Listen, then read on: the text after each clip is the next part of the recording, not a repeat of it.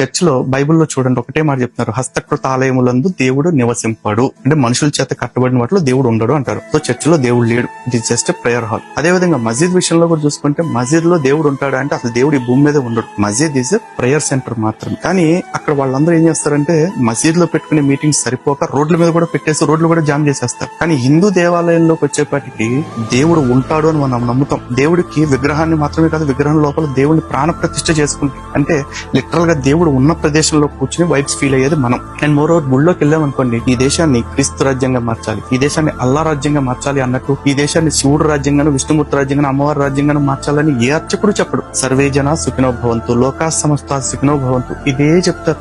అందరు మంచి కోరుకునే మత కేంద్రానికి వచ్చి నేను వెళ్ళొచ్చానని చెప్పుకోవటానికి కూడా రాజకీయ నాయకుడు చచ్చిపోతాడు. కానీ మిగతా మతాల వాళ్ళకి మత రాజ్యాలుగా మారుస్తానికి కూర్చుని ఈ దేశాన్ని మతపరంగా ముక్కలు చేసేసిన ప్రార్థనా మందిరాలకు వెళ్ళి మాత్రం ఆడేదో పెద్ద సాధించేసినట్టు గర్వంగా కాలు రగరేసుకుని కూర్చుంటాడు.